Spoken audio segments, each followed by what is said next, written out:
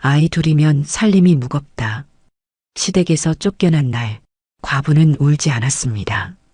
장터 끝, 3번이나 망한 쌀가게. 사람들은 비웃었지요. 저러다 또 망하겠지.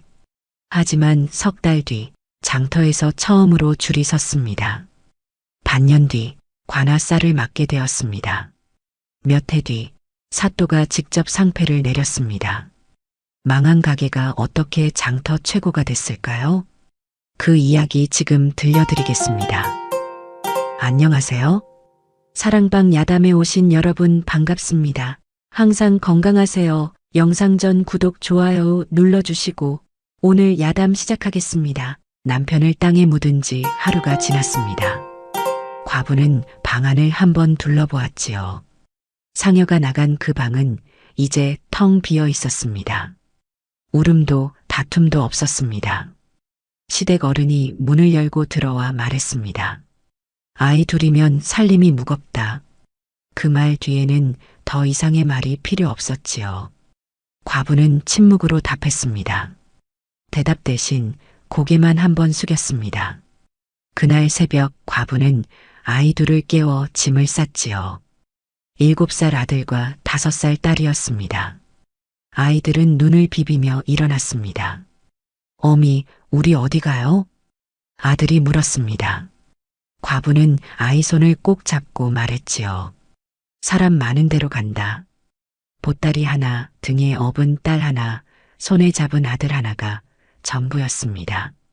남이 쫓아낸 게 아니라 스스로 문을 닫고 나왔습니다. 해가 뜨기도 전에 셋은 장터로 들어섰습니다. 새벽 안개가 아직 거치지 않은 그 길을 걸었지요.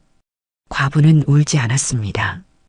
울면 길이 보이지 않기 때문이었습니다.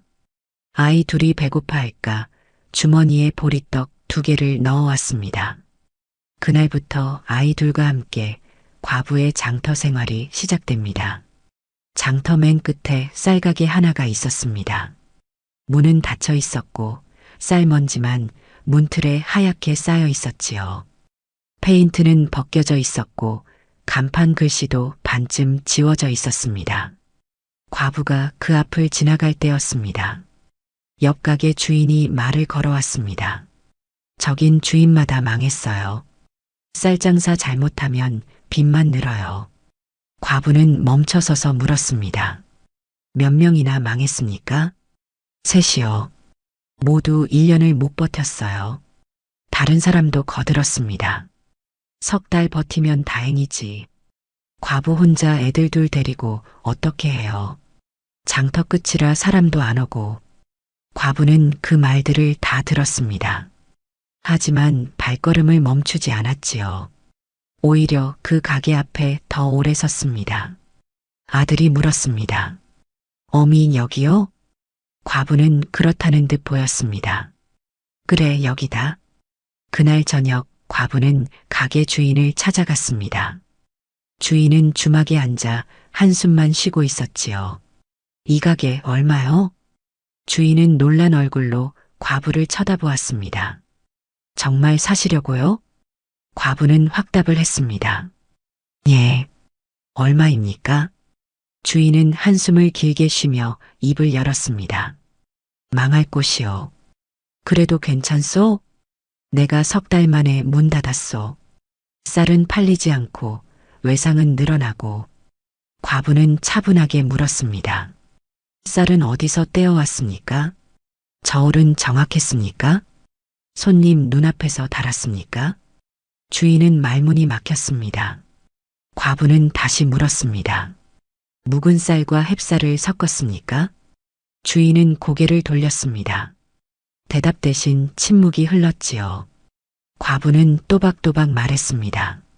망한 게 아니라 주인을 잘못 만난 겁니다. 그 말에 주인은 잠시 말이 없었지요. 과부는 계산기를 두드리듯 머릿속으로 따졌습니다. 장터 끝이지만 사람은 지나다닙니다. 쌀은 누구나 삽니다. 문제는 쌀이 아니라 신용이었습니다. 망한 게 아니라 방법이 잘못됐던 것뿐이었지요.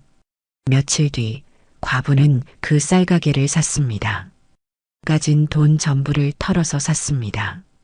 주인은 가게 열쇠를 건네며 경고했습니다. 후회하지 마시오. 과부는 열쇠를 받으며 대답했습니다. 후회는 안 해본 것만 남습니다. 사람들은 혀를 찼습니다. 저러다 또 망하겠지. 과부가 무슨 쌀장사를.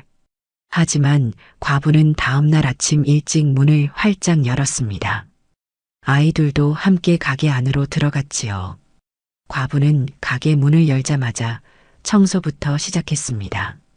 쌀먼지가 바닥에, 벽에, 천장에 가득했지요. 아들은 빗자루를 들었고 딸은 걸레를 들었습니다. 어미, 제가 할게요. 아들이 말했습니다. 과부는 아이 머리를 쓰다듬으며 답했지요. 우리 셋이 함께 하는 거다. 해가 중천에 뜰 때까지 셋은 쉬지 않고 닦았습니다. 창호지를 새로 바르자 햇빛이 들어왔습니다. 바닥을 닦자 나무결이 보였지요. 이제 쌀을 사와야겠구나. 과부는 장터 도매상을 찾아갔습니다. 도매상 주인이 물었습니다. 얼마나 가져가실 겁니까? 10가마. 도매상은 눈을 크게 떴습니다. 처음부터 10가마요? 보통은 2~3가마로 시작하는데 과부는 단호하게 답했습니다. 팔릴 겁니다. 도매상은 고개를 갸우뚱했지만 쌀을 내주었습니다. 과부는 그 쌀을 가만히 째 받아왔습니다. 그리고 한 가지를 정했습니다. 묵은 쌀과 햅쌀은 절대 섞지 않는다. 이것이 과부의 첫 번째 규칙이었지요. 다음 날 아침 첫 손님이 왔습니다. 할머니 한 분이었습니다. 쌀 한 말 주시오. 과부는 쌀독을 열었습니다. 그리고 저울을 할머니 눈앞에 놓았습니다. 여기서 보십시오. 할머니는 놀란 표정을 지었습니다. 눈앞에서 다는 집은 처음이네. 과부는 쌀을 한 줌씩 떠서 저울에 올렸습니다. 딸랑딸랑 저울이 움직였지요. 한 말 정확히 맞습니다. 할머니는 쌀을 받아들고 약속했습니다. 다음에 또 올게. 두 번째 손님은 아저씨였습니다.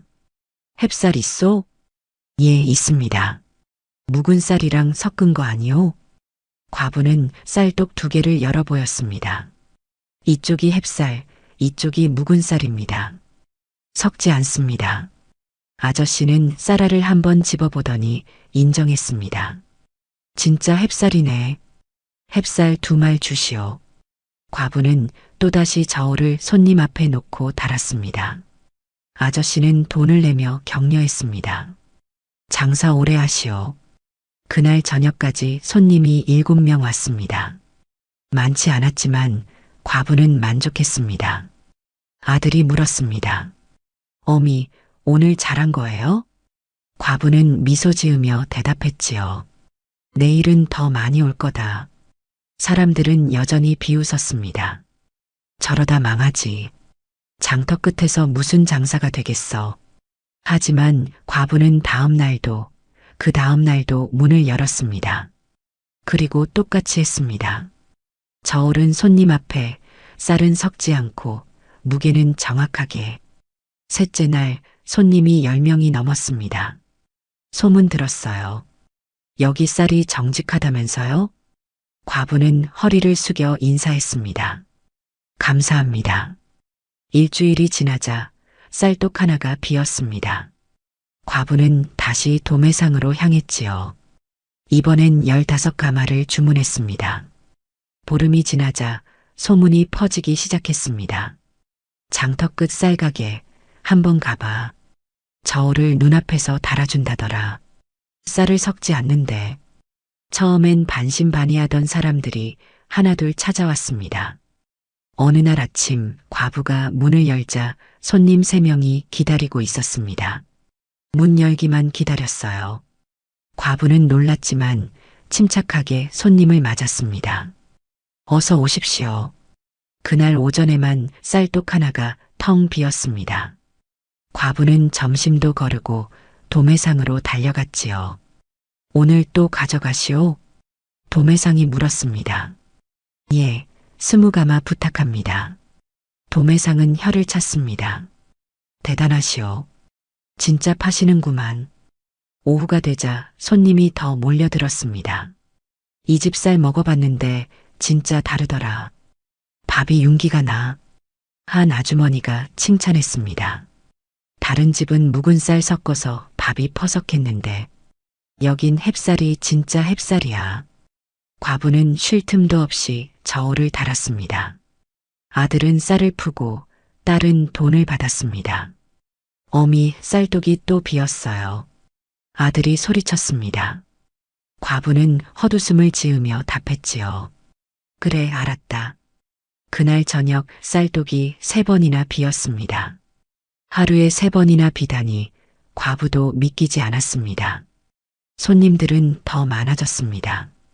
여기가 그 쌀가게지? 정직하다는 소문 들었어요. 어느 날은 줄이 가게 밖까지 이어졌습니다. 옆 가게 주인이 놀라서 말했습니다. 이게 대체 어떻게 된 거요? 저 집이 망한 집이었잖소? 다른 주인이 답했습니다. 주인이 달라서 그래. 쌀을 안 섞고 저울을 속이지 않으니까. 소문은 장터를 넘어 마을까지 퍼졌습니다. 장터 끝 쌀가게 가봐. 한 번 사면 다시 가게 돼. 한 달이 지나자 과부는 쌀독을 2개 더 샀습니다. 도매상 주인이 입가에 미소를 띠며 인정했습니다. 이제 우리 단골이 되셨구만. 한 달에 100가마는 가져가시겠어요. 과부는 허리를 숙여 인사했습니다. 감사합니다. 하지만 마음속으로는 다짐했지요. 더 크게 키워야 한다.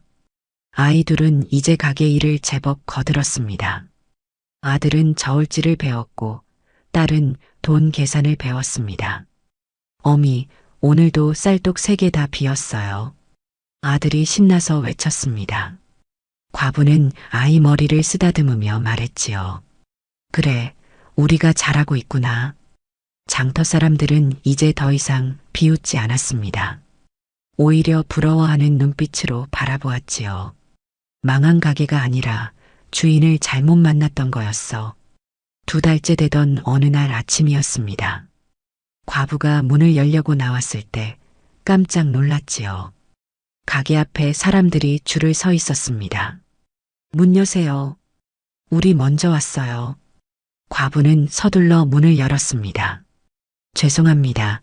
조금 늦었네요. 첫 번째 손님이 들어오며 급하게 주문했습니다. 쌀 단말 주시오. 오늘 친척집 가는데 이 집 쌀로 가져가야 해요. 2번째 손님도 따라 말했습니다. 나도 단말. 시어머니가 이 집 쌀 아니면 안 받으신대요. 과부는 쉴 새 없이 저울을 달았습니다. 1명, 2명, 3명. 점심때가 되어도 줄은 끊이지 않았습니다. 아들이 물을 떠다 주었습니다. 어미, 물 드세요. 과부는 물 한 모금 마시고 다시 일했습니다. 그날 저녁 쌀독 4개가 모두 비었습니다. 옆 가게 주인이 넋을 잃고 바라보았지요. 저 집이 저렇게까지. 장터에서 줄이 선 가게는 처음이었습니다. 쌀가게에 줄을 서다니 누가 믿겠습니까? 하지만 사실이었습니다. 다음 날도 그 다음 날도 줄은 이어졌습니다. 늘 외상만 하던 사람들이 이제는 돈을 냈습니다. 오늘은 꼭 사가야지. 다음엔 없을까봐. 과부는 손님 한 분 한 분에게 정성껏 쌀을 달아주었습니다. 감사합니다. 또 오십시오. 어느 날 장터 한가운데서 장사하던 상인이 찾아왔습니다. 당신 어떻게 하는 거요? 우리는 한가운데인데도 손님이 줄었소. 과부는 조용히 답했습니다. 특별한 건 없습니다. 그저 정직하게 할 뿐입니다. 상인은 깊은 한숨을 쉬며 돌아갔지요. 그날 저녁 과부는 아이들에게 가르쳤습니다. 우리가 바르게 하니까 사람들이 오는 거란다. 앞으로도 그렇게 하자. 아들이 힘차게 대답했습니다. 예, 어미. 장터 사람들이 웅성거렸습니다. 쌀가게가 다시 살아났다. 아니, 망한 적이 없었던 것 같아. 과부는 그 말을 들으며 입가에 미소를 띄었습니다. 망한 게 아니었습니다. 제대로 된 주인을 만나지 못했던 것뿐이었지요. 석 달째 되던 어느 날이었습니다. 관아에서 아전 하나가 찾아왔습니다. 주인 어른 계시오? 과부가 나와 절을 올렸습니다. 예, 제가 주인입니다. 아전은 과부를 위아래로 훑어보았지요. 과부가 주인이라니. 소문이 자자하더니 직접 보니 신기하구만. 아전이 본론을 꺼냈습니다. 관아쌀을 맡아볼 생각이 있소? 과부는 잠시 생각했습니다. 관아쌀을 맡는다는 것은 큰 기회였습니다. 하지만 함부로 대답할 일도 아니었지요. 조건이 있습니다. 아전이 눈썹을 치켜 올렸습니다. 조건? 과부는 또박또박 선을 그었습니다. 쌀 상태 그대로 기록합니다. 들어온 쌀, 나간 쌀 모두 장부했습니다. 한 톨도 속이지 않겠습니다. 아전은 잠시 말이 없었습니다. 그러더니 웃음을 터뜨렸지요. 좋소? 그런 주인을 찾고 있었소. 지금까지 주인들은 쌀을 빼돌리기 일쑤였소. 며칠 뒤 관아 쌀이 도착했습니다. 술에 5대 분량이었습니다. 장터 사람들이 모두 나와 구경했지요. 저 집이 관아 쌀까지? 과부 혼자서 어떻게 감당하려고. 하지만 과부는 침착했습니다. 쌀 가마니를 하나하나 열어보았습니다. 쌀알을 손에 쥐고 눈으로 확인했지요. 이건 햅쌀, 이건 작년쌀. 과부는 냄새도 맡고 빛깔도 살폈습니다. 아전이 감탄하며 물었습니다. 쌀을 보는 눈이 예사롭지 않구만. 어디서 배웠소? 과부는 담담하게 답했습니다. 굶어본 사람은 쌀을 압니다. 아전은 잠시 말없이 과부를 바라보았습니다. 과부는 장부를 꺼내 하나하나 적었습니다. 총 100가마 햅쌀 70, 작년쌀 30, 가마니 번호, 무게, 상태 모두 기록했습니다. 아전이 장부를 확인하며 고개를 저었습니다. 이렇게까지 하는 사람은 처음이요. 잘 부탁하오. 그날부터 과부의 가게는 달라졌습니다. 관아 쌀을 보관한다는 소문이 퍼지자 신뢰가 더 높아졌지요. 저 집은 관아도 믿는 집이야. 이제 장터에서 제일 큰 집이 됐어. 손님은 더욱 늘어났습니다. 아침부터 저녁까지 쉴 틈이 없었지요. 과부는 일손이 모자라 사람을 1명 고용했습니다. 쌀을 나르는 일만 하면 됩니다. 저울은 제가 직접 답니다. 젊은 총각 하나가 들어왔습니다. 열심히 하겠습니다. 한 달 뒤 아전이 다시 찾아왔습니다. 장부를 보자. 과부는 장부를 꺼내 보였습니다. 들어온 쌀, 나간 쌀 하나하나 기록되어 있었지요. 아전은 장부를 넘기며 감탄했습니다. 한 톨도 틀리지 않았구만. 대단하오. 과부는 허리를 숙였습니다. 당연한 일입니다. 아전이 일어서며 약속했습니다. 앞으로도 계속 맡기겠소. 이런 주인 찾기 힘들었소. 과부는 다시 한번 절을 올렸습니다. 그날 저녁 과부는 아이들에게 일렀습니다. 관아 쌀을 맡는다는 건 큰 책임이란다. 우리가 더 조심해야 해. 아들이 다짐했습니다. 어미, 우리 잘하고 있어요. 과부는 아이를 안으며 대답했지요. 그래, 우리 잘하고 있구나. 장터에서 이제 과부의 가게는 가장 큰 가게가 되었습니다. 장터 최대 물량을 다루는 집이 된 것이었지요. 반년이 지났습니다. 과부의 쌀 가게는 이제 장터에서 모르는 사람이 없었습니다. 쌀 사러 가려면 장터 끝으로 가야지. 거기가 제일 좋아. 장터 한가운데 가게들은 한산해졌지만 과부의 가게는 북적였습니다. 어느 날 옆 가게 주인이 찾아왔습니다. 당신 가게 때문에 우리 손님이 다 간다오.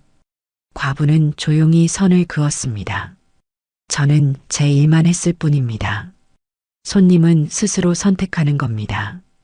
옆 가게 주인은 할 말이 없어 돌아갔지요. 그 무렵 과부는 큰 결심을 했습니다.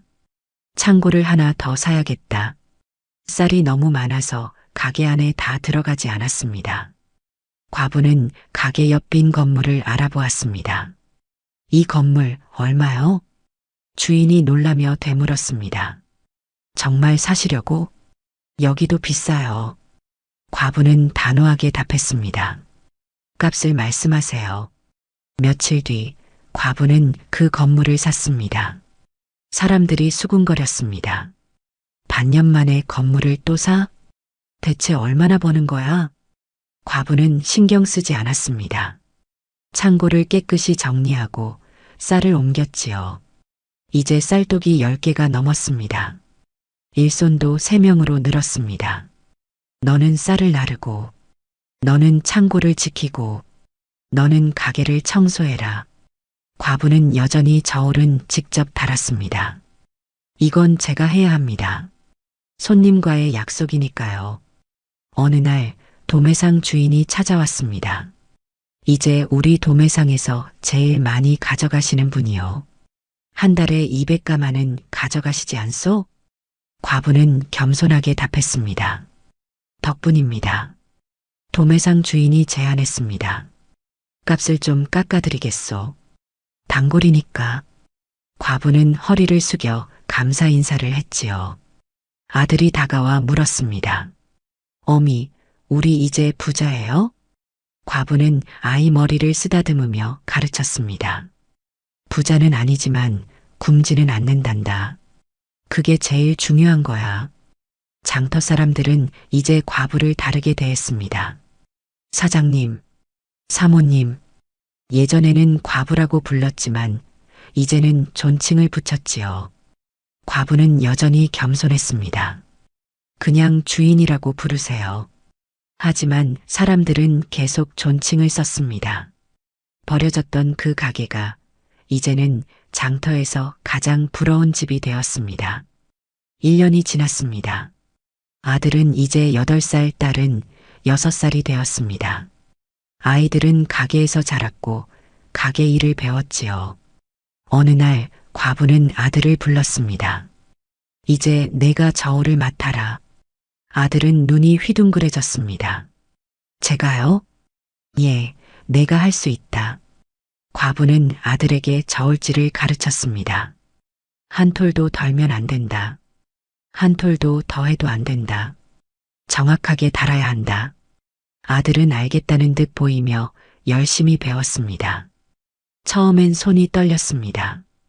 어미, 제가 틀리면 어떡해요? 과부는 아들 손을 잡아주었습니다. 천천히 해라. 정확하게 하는 게 중요하단다. 아들은 심호흡을 하고 다시 저울을 잡았습니다. 쌀을 한 줌, 또 한 줌 떠서 올렸습니다. 딸랑딸랑 저울이 움직였지요. 어미 맞아요? 과부는 저울을 확인하고 환하게 웃었습니다. 정확하구나. 잘했다. 다음 날 아들이 처음으로 손님 앞에서 저울을 달았습니다. 손님들은 처음엔 걱정스러운 눈빛이었습니다. 애가 하는데 괜찮겠어? 무게가 정확하려나? 하지만 아들은 침착했습니다. 과부가 가르친 대로 천천히 정확하게 쌀을 달았습니다. 한 말 정확히 맞습니다. 손님이 저울을 확인하더니 놀라며 칭찬했습니다. 애가 저울질을 이렇게 잘해? 어미한테 제대로 배웠구만. 아들은 얼굴이 빨개지며 허리를 숙여 인사했습니다. 감사합니다. 그날 저녁 과부는 아들을 꼭 안아주었습니다. 오늘 정말 잘했다. 어미가 자랑스럽구나. 딸도 일을 배웠습니다. 과부는 딸에게 돈 계산을 가르쳤지요. 딸은 작은 손가락으로 하나하나 세며 배웠습니다. 하나, 둘, 셋. 처음엔 헷갈려서 울먹이기도 했습니다. 어미, 저 못하겠어요. 과부는 딸을 무릎에 앉히고 다독였습니다. 천천히 해라. 틀려도 괜찮단다. 다시 하면 되는 거야. 며칠 뒤 딸이 처음으로 혼자 계산을 했습니다. 아이들은 점점 가게의 일원이 되었습니다. 손님들도 아이들을 좋아했지요.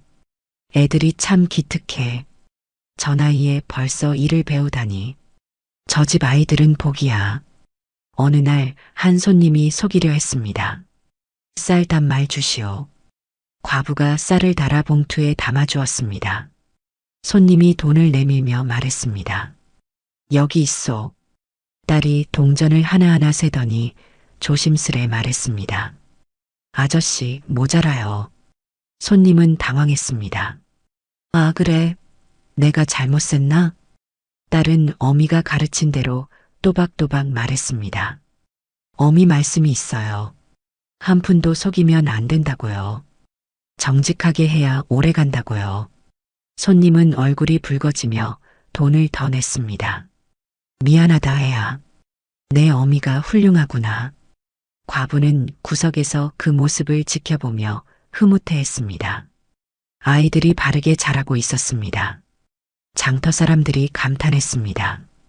저 집 아이들 주인감이야. 어미가 잘 가르쳤어. 과부는 밤마다 아이들을 안고 일렀습니다. 사람은 정직해야 한다. 돈은 정직하게 벌어야 오래 간다. 그게 어미가 너희한테 물려줄 제일 큰 재산이란다. 아들이 힘차게 대답했습니다. 예, 어미. 저희 알아요. 딸도 작은 손으로 어미 손을 꼭 잡았습니다. 아이들은 가게에서 일하며 사람을 대하는 법을 배웠습니다. 웃는 법, 인사하는 법, 정직한 법. 그것이 과부가 아이들에게 물려준 최고의 유산이었지요. 1년 반이 지났습니다. 과부를 대하는 사람들의 태도가 완전히 달라졌습니다.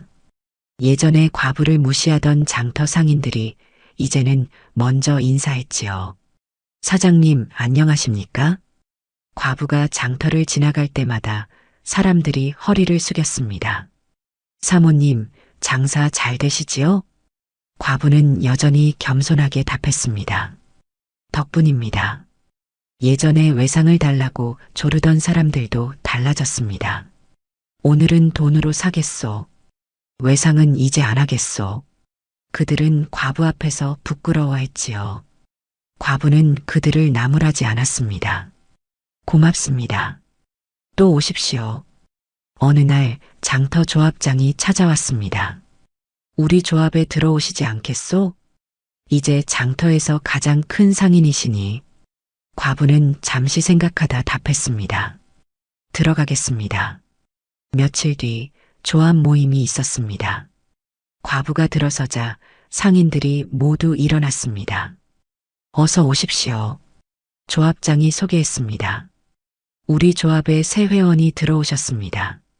장터 끝 쌀가게 주인이십니다. 상인들이 박수를 쳤습니다. 한 상인이 궁금해하며 물었습니다. 대체 어떻게 장사를 그렇게 하십니까? 비결이 뭡니까? 과부는 조용히 진실을 말했습니다. 비결은 없습니다. 정직하게 하면 됩니다. 손님을 속이지 않으면 손님이 다시 옵니다. 상인들은 동의했지만 쉽게 믿지는 못했지요. 정직이 돈이 되다니 그들에게는 낯선 말이었습니다. 하지만 과부는 증명했습니다. 정직이 가장 큰 장사 비결이라는 것을요. 그 무렵 도매상들이 먼저 찾아왔습니다. 우리 쌀을 써주십시오. 값을 깎아드리겠습니다. 예전에는 과부가 찾아가야 했지만 이제는 그들이 찾아왔습니다. 과부는 조건을 분명히 했습니다. 쌀 상태가 좋아야 합니다. 묵은 쌀을 햅쌀이라고 속이면 안 됩니다. 도매상들은 동의했습니다. 알겠습니다. 사장님 말씀대로 하겠습니다. 장터에서 이제 과부는 가장 힘 있는 사람이 되었습니다. 아무도 과부를 무시하지 못했지요. 과부를 속이려 하면 장터에서 발붙이지 못했습니다. 저 집 건드리지 마. 저 집은 관아도 믿는 집이야. 과부는 그 힘을 함부로 쓰지 않았습니다. 여전히 겸손하게 정직하게 장사했지요. 어느 날 저녁 아들이 궁금해하며 물었습니다. 어미, 사람들이 왜 달라졌어요? 과부는 아이를 안으며 가르쳤습니다. 우리가 바르게 살았기 때문이란다. 바르게 살면 사람들이 알아본단다. 세상은 결국 정직한 사람 편이란다. 아들은 다짐했습니다. 저도 어미처럼 살래요. 과부는 아이 머리를 쓰다듬었습니다. 장터 끝에서 시작한 과부가 이제는 장터 전체를 움직이는 사람이 되었습니다. 몇 해가 흘렀습니다. 과부의 쌀가게는 이제 새 곳이 되었습니다. 장터 끝, 장터 한가운데, 그리고 마을 입구, 세 곳 모두 북적였습니다.